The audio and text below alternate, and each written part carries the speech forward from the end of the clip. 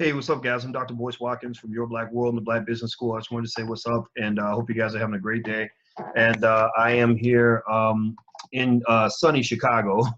It's it's kind of sunny right now, and I don't have a lot of time, but I just wanted to hop in. And it's funny, the kids are in there watching, all different kinds of stuff on TV. And one of the things I saw on TV was BET Awards.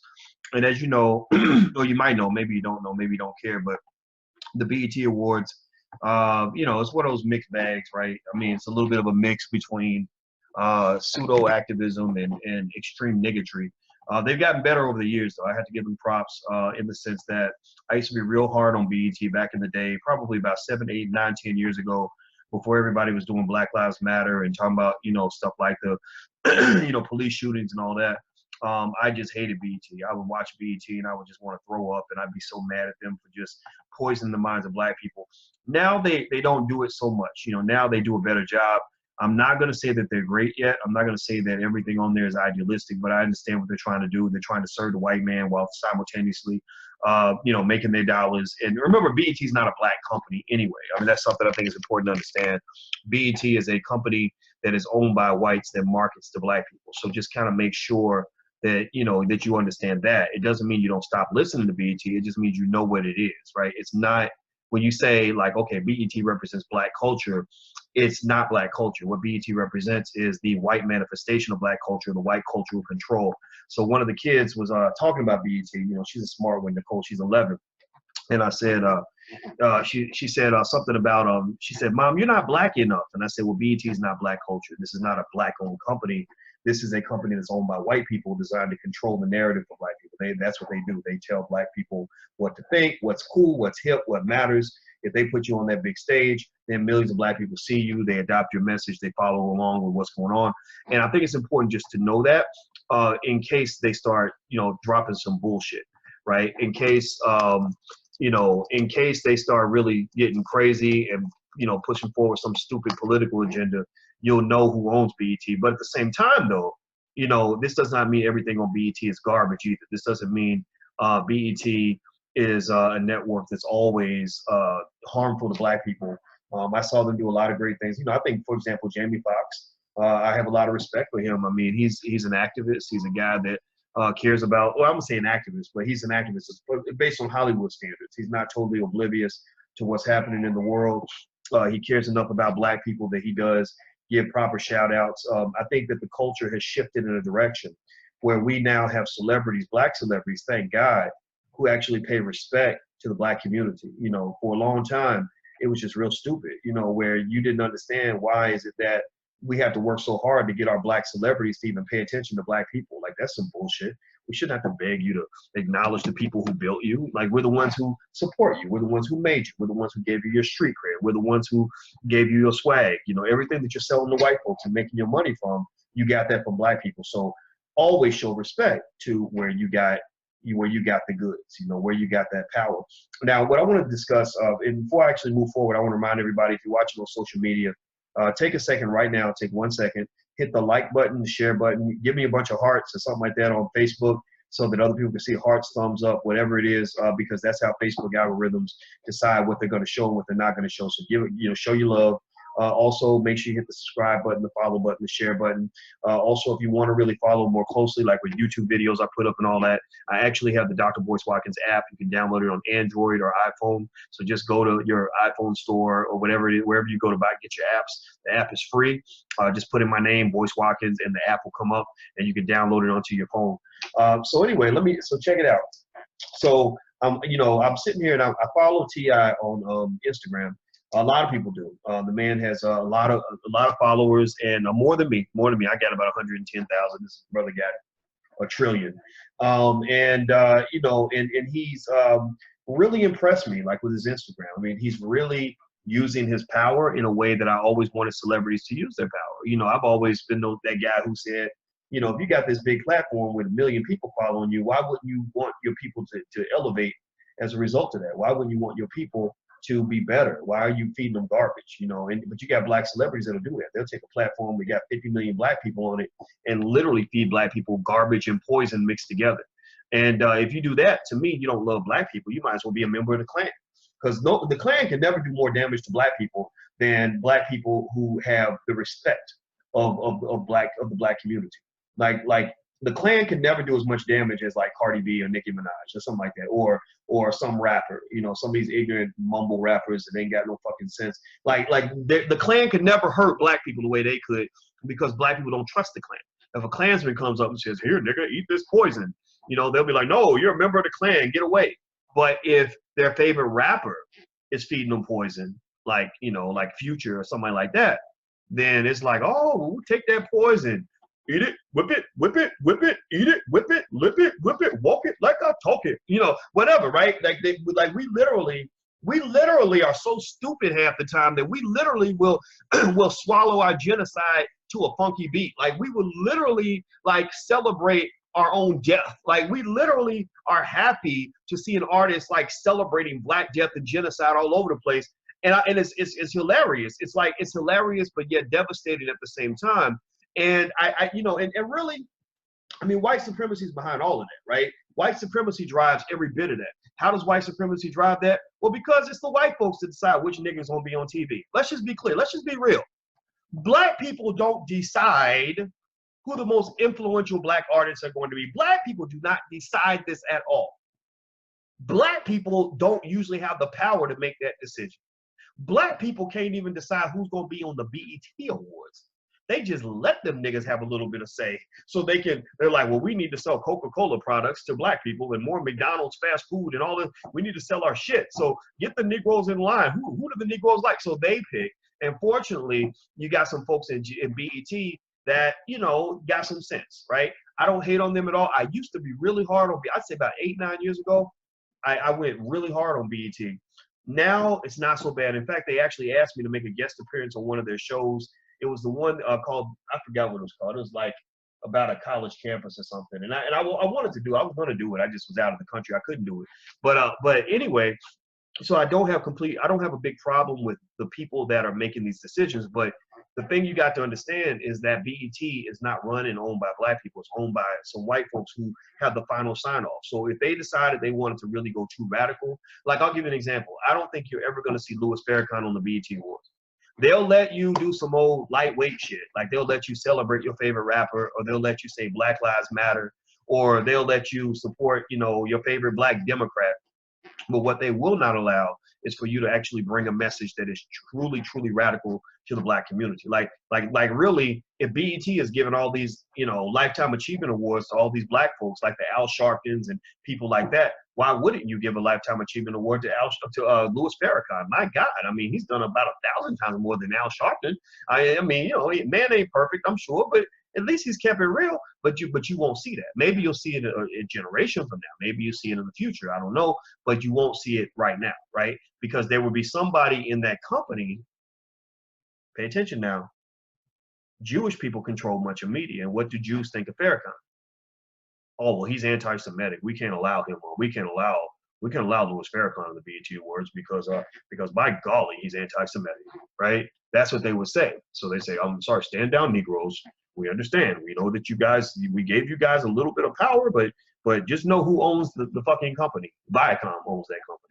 And they're not going to have a Louis Farrakhan now. But they'll let you honor a black Democrat all day because they involved with the Democratic Party because they're trying to get those votes from the Democrats. So basically, I heard them give a shout out to Maxine Waters. They give a shout out to Kamala Harris. You know, two great women. God bless them. They're good. They're good as far as Democrats go. I ain't got no problem with them.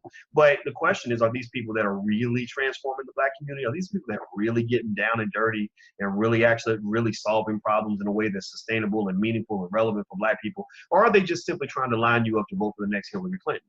They're lining you up to vote for the next Hillary Clinton. If black folks did not vote for the Democratic Party, then they will be considered failures. Whoever's paying them will stop paying them. Most of these black people, these black politicians, are in bed and owned by people like, you know, what's the Anti-Defamation League. What I forgot? It's a Jewish lobby, a Jewish. Y'all know what I'm talking about. Just say it for me so I know who it is. But anyway, let's go back to Tip. Let's go back to T.I. T.I. made a good point on BET. I like this guy a lot. I ain't never met him. I know people that know him. I know Killer Mike and I know David Banner.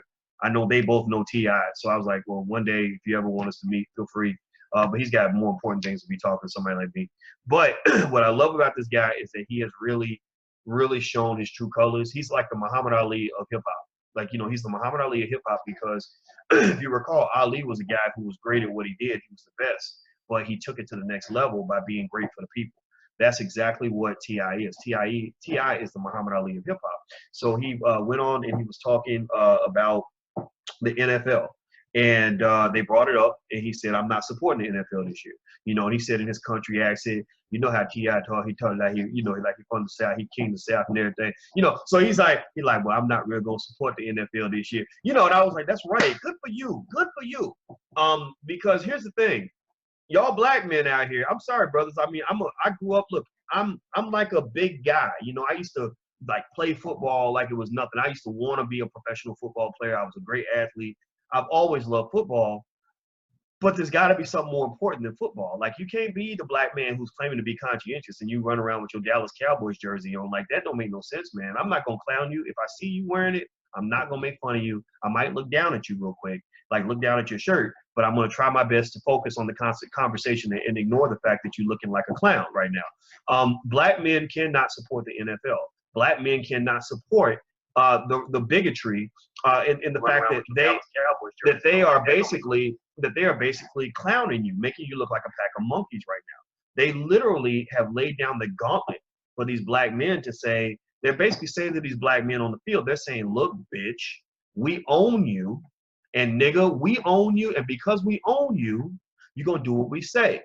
And you know what else? You ain't gonna do shit about it, because you are not a man. You have no backbone. You have no nuts attached to your body. We run this. That's what they're basically saying. So any man with even an ounce of testosterone in his body should go into, you should be triggered by that. You should be like, oh, hell no, man. Like, no, you ain't punking me like that. Like, seriously, you should get to a point, really, as a man, for real. This is just me allowing you to be an angry black man. Every man should have a point of no return, a trigger for no return, where you get to the point where you say, I don't care what I lose right now, you're not going to push me any further. I don't care if it costs me my money. I don't care if it costs me my reputation. I don't care if it costs me my life. Because you are not, I would rather be a dead hero than to be a living coward.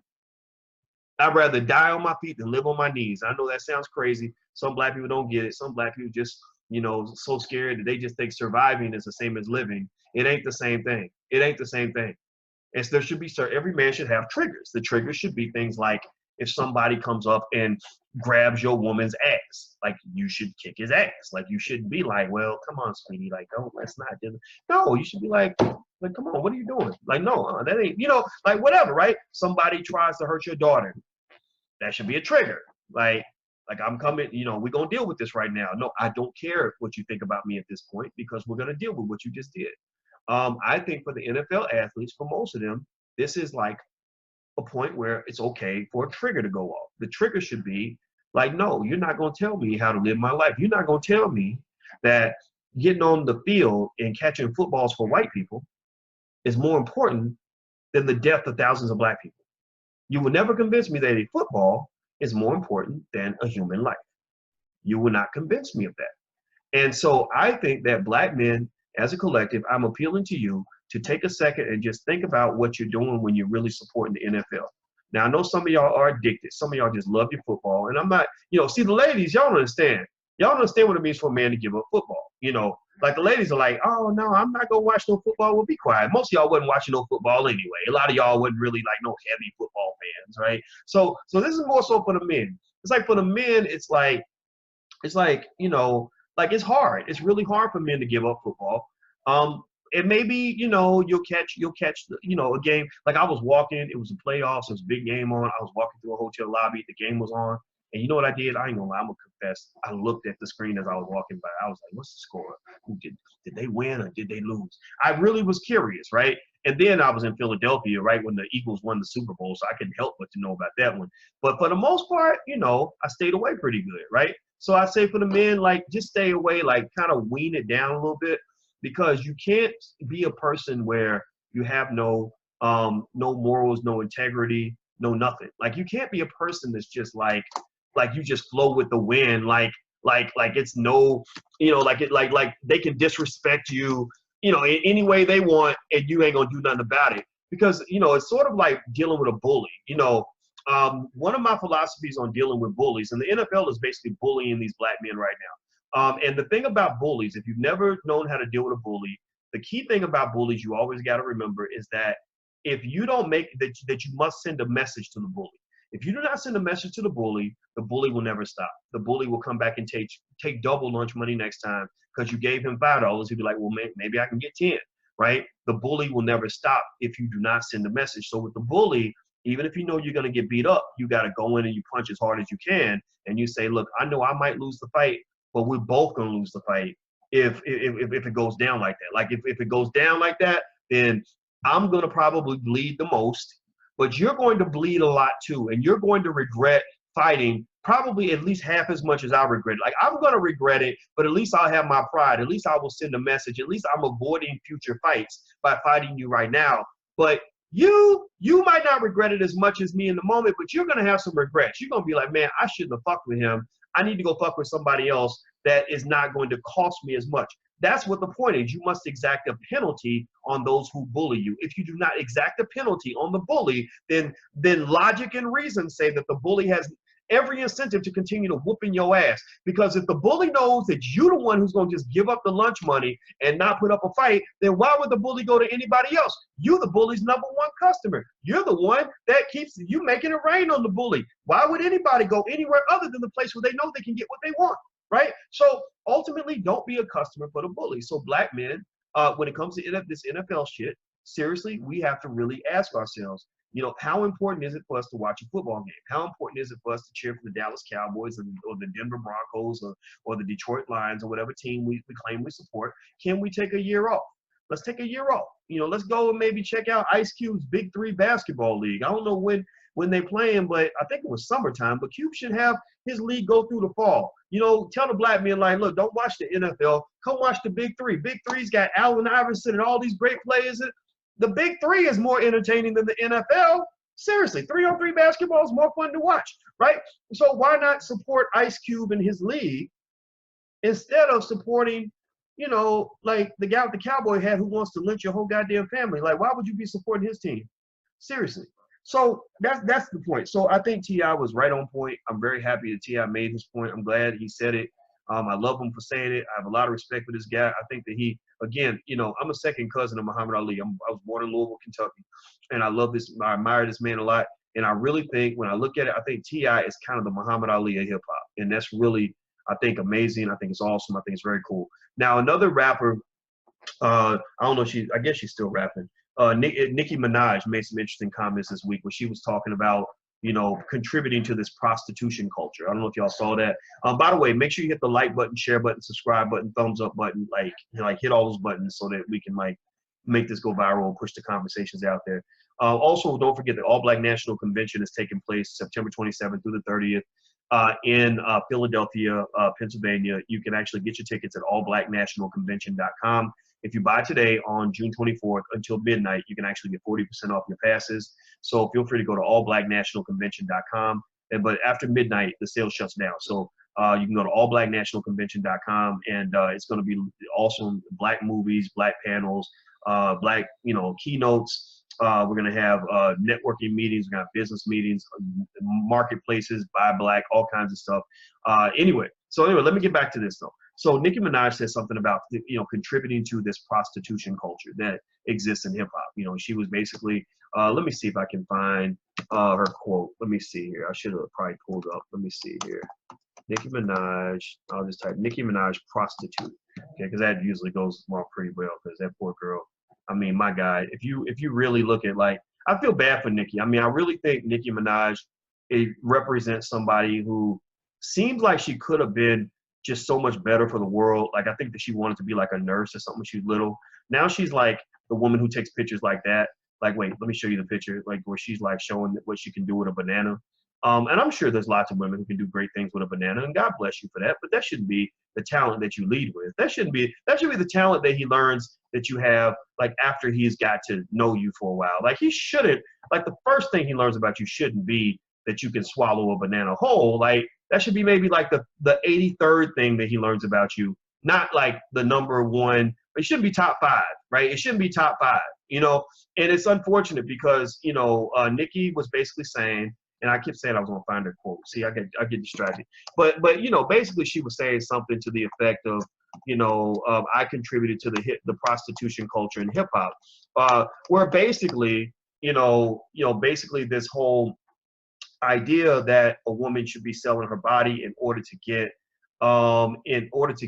money, right? That it's all about, you know, giving up that ass, telling men, you know, what you can do with a banana and all these other things so you can get Gucci, you can get some money in your pocket, you can get whatever, right? But I mean, it's kind of unfortunate because in addition to the Gucci and the money, it also comes with a lot of heartbreak and a lot of STDs and, you know, things like that, a lot of humiliation. But who cares? Because you got butt injections and a nice purse, right? So that's kind of the mindset that's been shared with a lot of young ladies who don't have father figures to kind of tell them that this probably isn't gonna work out for you. You know, this isn't really gonna be a win, depending on what you're trying to do. Now, if you're trying to be a hooker, like if being a hooker is like your goal, then I want you. I'm big on goal achievement. I'm big on accomplishing your objectives. So if that's your goal, like if your goal is like I'm gonna go out here and I'm gonna have some sex for money, then I'm not gonna stop you. I'm not gonna talk you out of it.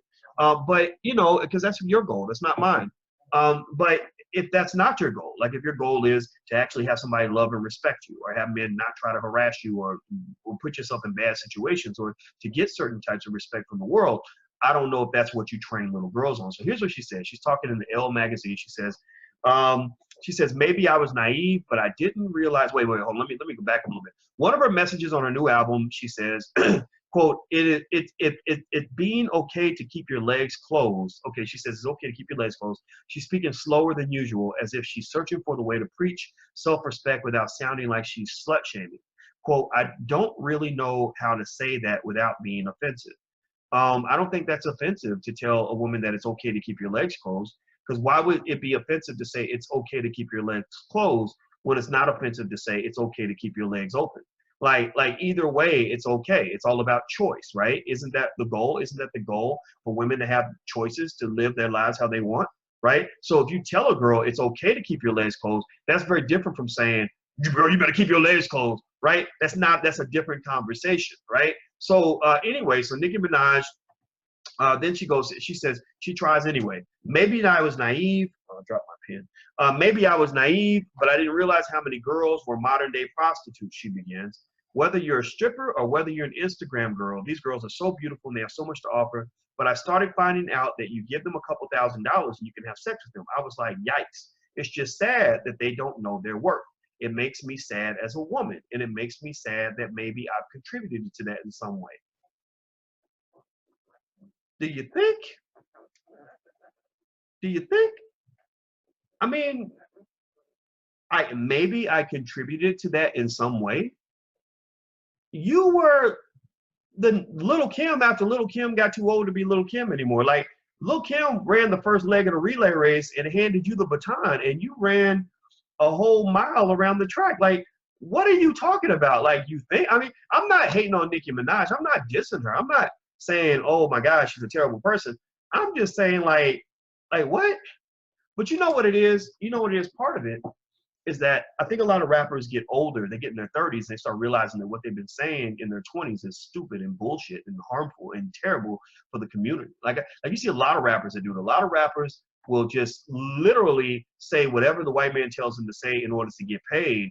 And then when they get too old to do it anymore, that's when they start saying, well, maybe that's not acceptable, maybe that's not appropriate.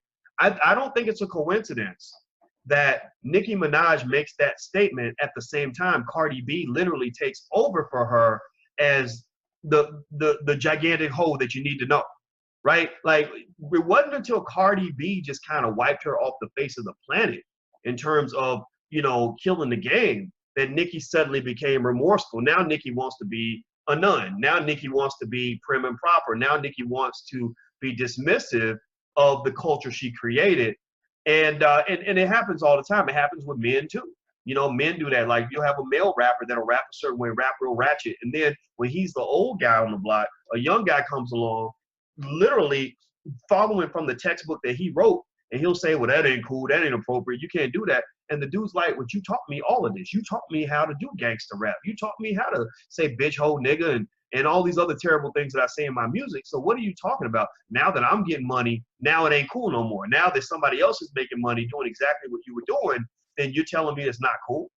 So I kind of think that it's ironic that Nicki would say that. I think that, yeah, Nicki's right. She did create that culture. I mean, literally, you can almost look at it like a lineage. You got the grandma is Lil Kim, the daughter is Nicki, and the baby daughter is Cardi B. Cardi B is nothing more than a continuation of the Nicki Minaj, Lil Kim model of hip hop, which is basically like, you don't lead with your lyrics, you lead with your pussy.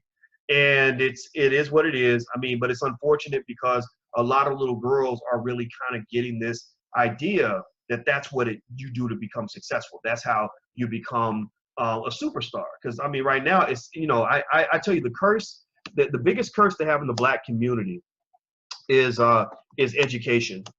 If you have education and you actually engage in critical thinking skill, you literally have to be cautious if you're Black, because you're at risk of your head exploding. Like, it might not happen, but your head might explode. It could happen. It might not happen, but it could happen. Your head could literally explode. Because if you listen to a Cardi B song, every rap song I listen to, I'm listening to what they're saying. So I was trying to listen to the Migos, and I was like, they're not saying nothing. They're saying, walk it like I talk it.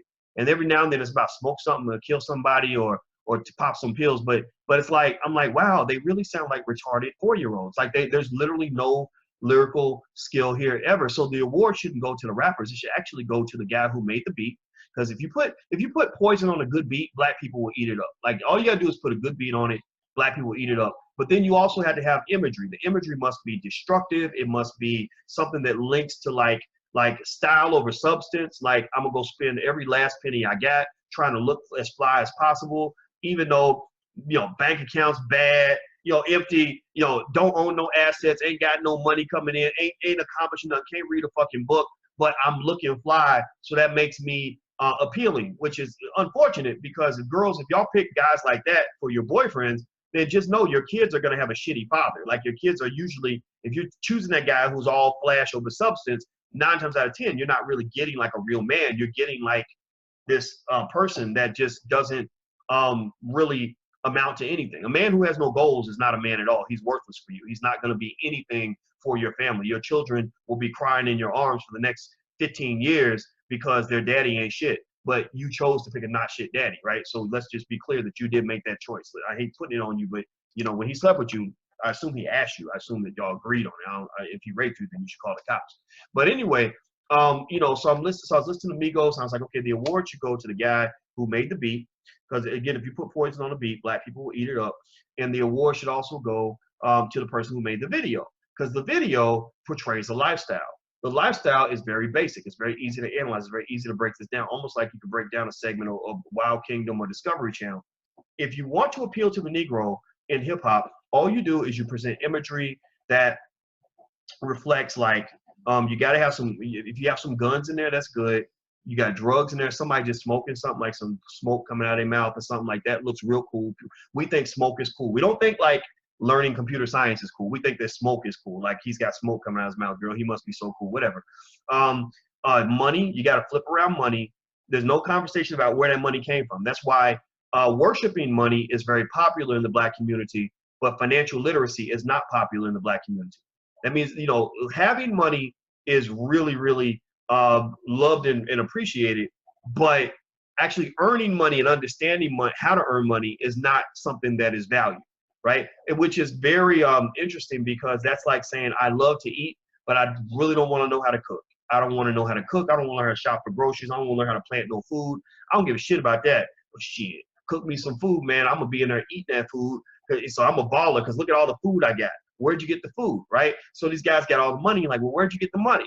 Well, maybe you were stirring it like the stir fryer, like they say in the song, like stir it like, so that means you in the kitchen cooking birds and, all these other bullshit imagery that they feed to the kids. Oh, also, so let me see, you got the guns, you got the drugs, you got to be drinking something, smoking something, which is why the Black man loses, because Black men will never get ahead if the mass majority of your culture is encouraged to stay high and drunk all the time, because at no point in human history has a man who's been high and drunk most of the time ever been able to effectively compete in a world where men conquer other men. And what else? Sex, of course. You got the women in the bikinis and the booties and all that. And I mean, come on, the booty's been around since forever. You know, black men love the booty. Ain't nothing wrong with the booty. But you know, it's like a formula. It's like a package, right? So basically, if you look at the videos, you'll see lots of materialism, the car, the rented mansion, the rented money, the rented women, you know, the drink something, smoke something, maybe the rented guns. And that's what they do. That's pretty much what the imagery is. It's like very consistent, right? And it's built on this idea that these people, these white people that get together and make money in this industry, and then there's some black people in there too that kind of get hired as like overseers or whatever for the big, you know, hip hop plantation. It's like they don't respect you. They're like, black people really don't want like true productive art. They're not going to be critical about anything they consume mentally or physically. Like you can feed a black man a plastic cheeseburger and he's going to eat it until he dies of a heart attack. Like he will just do it like an animal. Like he'll just keep eating that plastic cheeseburger until he's dead, you know, or he ain't gonna let nothing get between him and his barbecue ribs or whatever it is, whatever the vice is, right? You know, and so with music, it's like we're not, if it sounds good, then it is good. Like that pretty much becomes the model or the motto for most people, because nobody wants to be that black person who says, wait, this has a dope beat, but you know, this guy rapped about like raping a woman. Like this guy is rapping about murdering children. This guy is telling 9-year-olds that the fly way to make money is to sell dope, you know, but ain't nobody saying that, you know? And so I say it, and then everybody's like, oh, you're being a nerd, you're being too serious. But you know, when you get to a point where you've seen so much death and you see so much destruction and so much chaos and devastation, it's like, at what point do you mature enough where you don't allow yourself to become a community full of fucking teenagers? Like we literally have a community where everybody's scared to say something because don't nobody want to look uncool. Nobody wants to look like the hater in the group. Everybody wants to be like, you know, like so the Migos is up there performing with their little mentally retarded asses, you know, walk it like I talk. Have you ever seen the Migos like rap? Like Greg Street is like a little more old school. He does this thing apparently where he has you freestyle rap to see what your real rap skill is. Kind of like how Sway in the Morning has the 5 Fingers of Death, and you really got to show you're a rapper. And the Migos went in there and they were like, okay, we're going to give you a beat. We want you to freestyle. They sounded like a bunch of fucking monkeys. They sounded like, they sounded so dumb. And so they're doing this, walk it like I talk it, walk it like I talk. And I'm seeing like 4 men older than me, 50-something-year-old men sitting in the crowd like, walk it like I talk it. What? Walk it like I talk it. I would literally, if I was there, I would literally be like, I'm going to tolerate this because apparently this dumb stuff is what young people like now, and I'm gonna just respect it because I love the young people, but I'm not gonna dance to this shit. This is dumb. This is stupid. This, not only is it not music, but it's like ignorant music. It's like you're feeding black people like big bags of mental retardation. That's what you're feeding the whole community. Like you're literally feeding the whole community like low IQ bullshit. And that becomes your mainstream culture. That becomes like your mainstream. Like it's okay if it becomes like the extreme, if it becomes the fringes. Like every community's got its retarded people and its ignorant people and its destructive people. Every community has it, white, black, Jewish, Chinese, but you're never gonna really see the Jews take the most retarded motherfucker in the village and make him the standard of success. You're not gonna see that. You're not gonna, but black people end up doing it. Why do we do it? Well, because white people put that shit in front of us and we think that must be what's cool. That must be what's cool. Like, and I'm gonna tell you, I'm gonna say this too. This is gonna sound like really mean, and I don't even mean for it to sound mean, but I just tend to sound like a mean person when I'm really being honest. I don't even like it when I see that Tiffany Haddish gets all that attention. Like, I'm not saying Tiffany don't deserve attention. Tiffany's hilarious. Tiffany is talented. Tiffany is hardworking. But Tiffany, if you know history, Tiffany Haddish, all she is a textbook case of black minstrel show. All Tiffany did was say, what is every degrading, ridiculous stereotype you can imagine of a black woman, and I'm gonna do it ×5.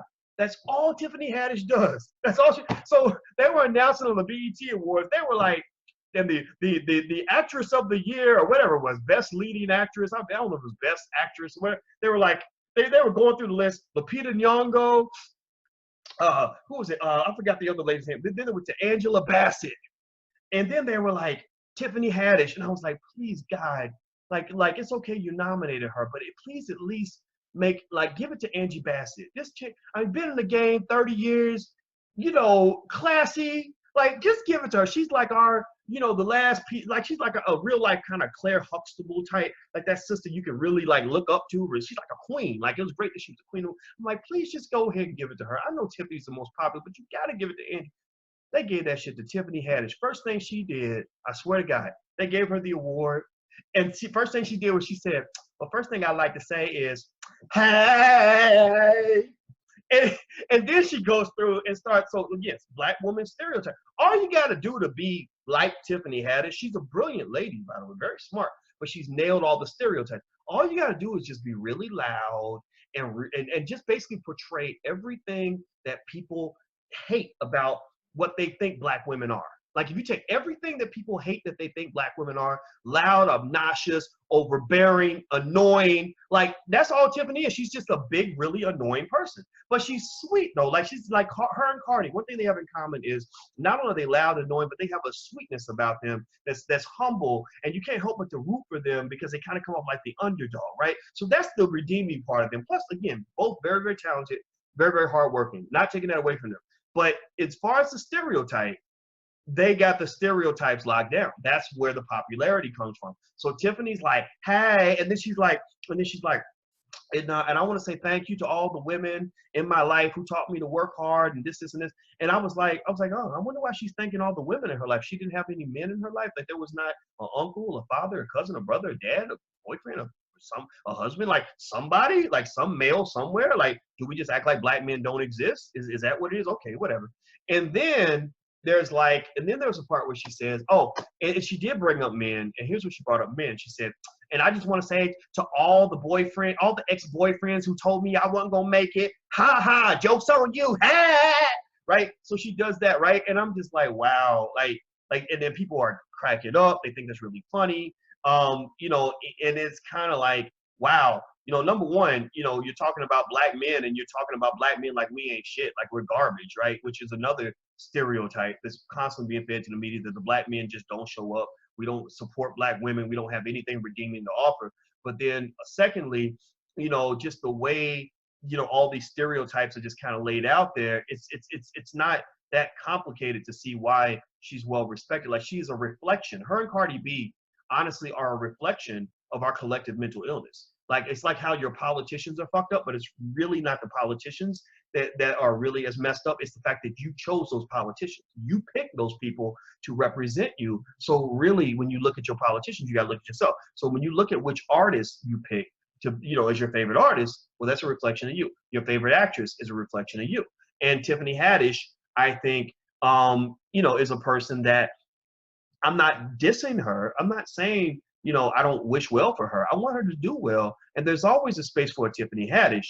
But I think it's more like unfortunate that this is kind of like making a lot of black women think, okay, so this is what I have to be successful.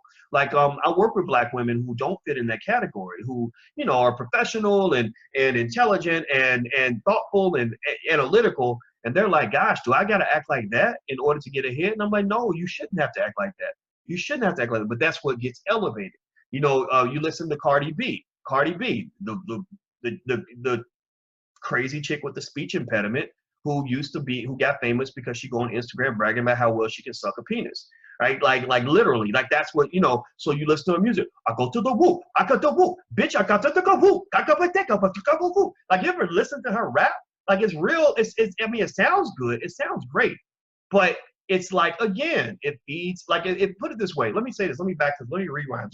Okay, I'm gonna do this so I don't sound like a complete hater, because people won't think I'm like bashing these women. I'm not bashing.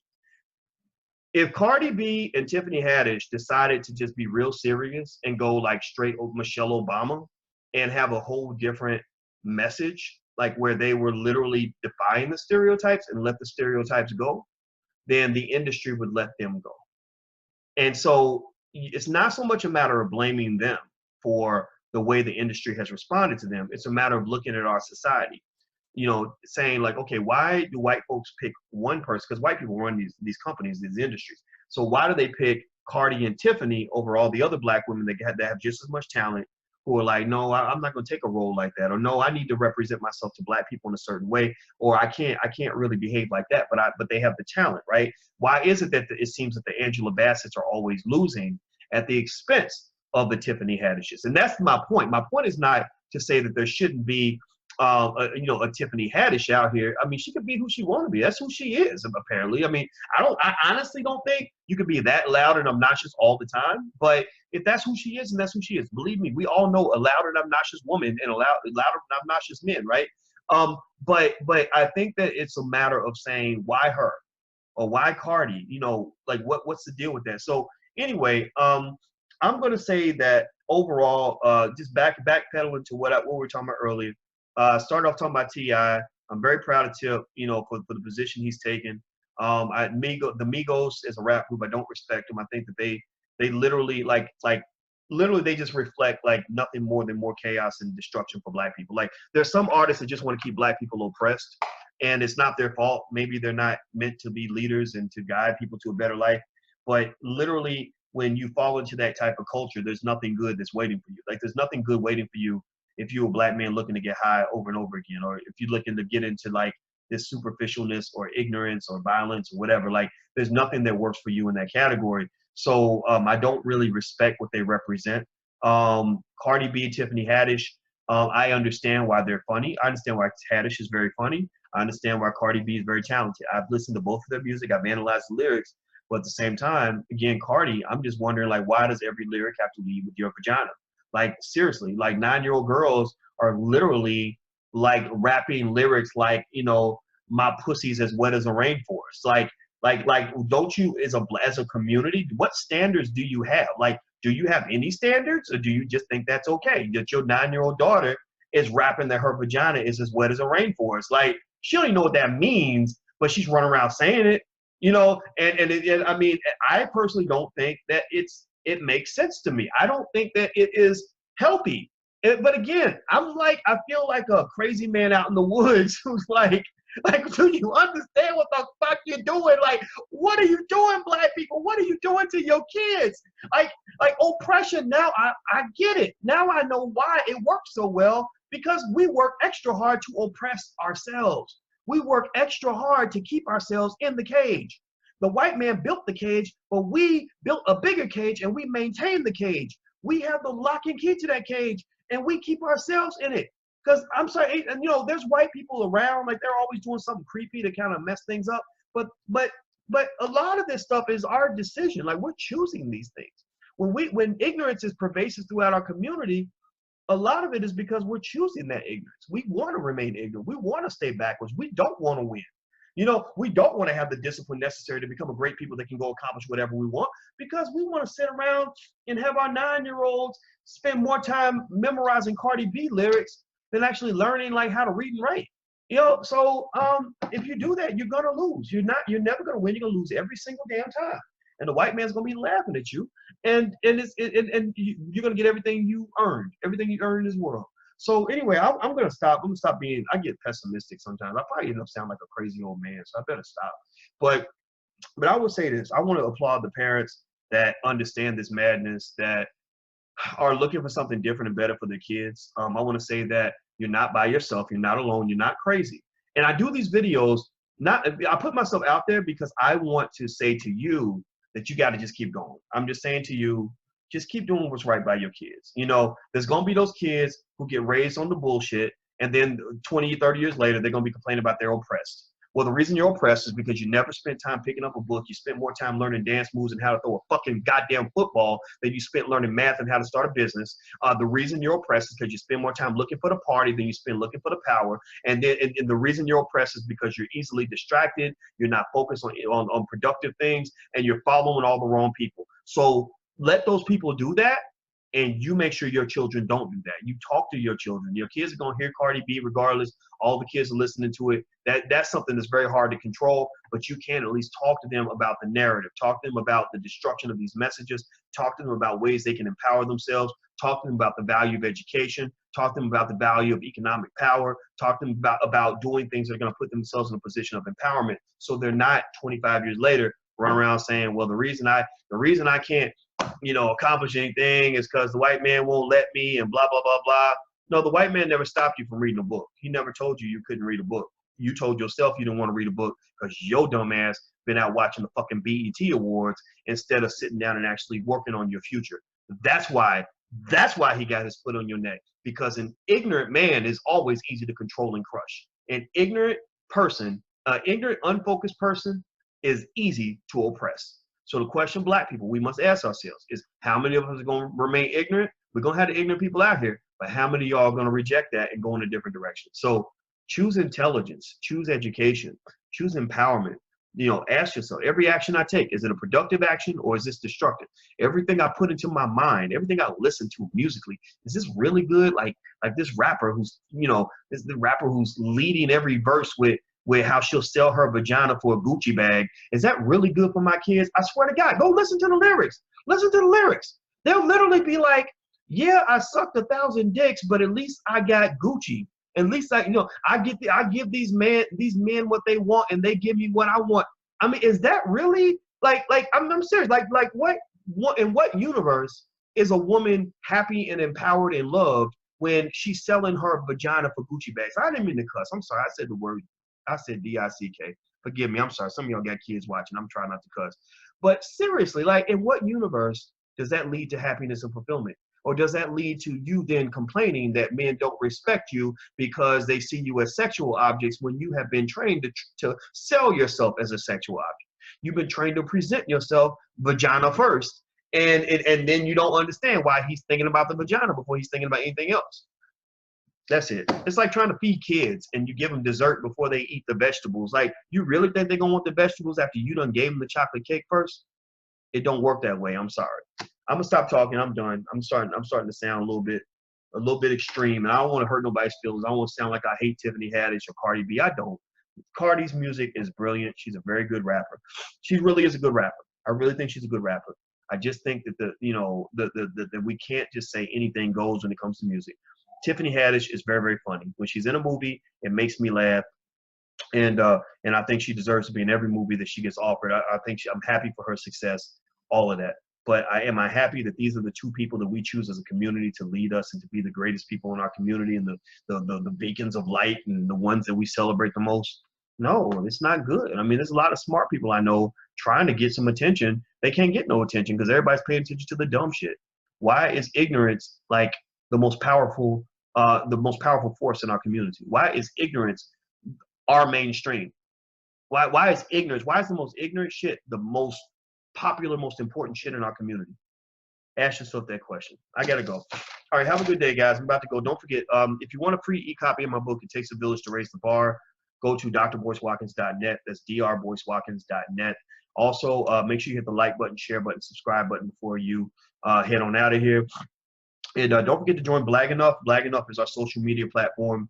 It's kind of like Facebook, except there are a lot more black people and there's freedom of speech and nobody's going to steal your data and all this other stuff. So go to blackenough.com. So if you feel like you are Black Enough, our version of Black Enough, then feel free to join us at blackenough.com.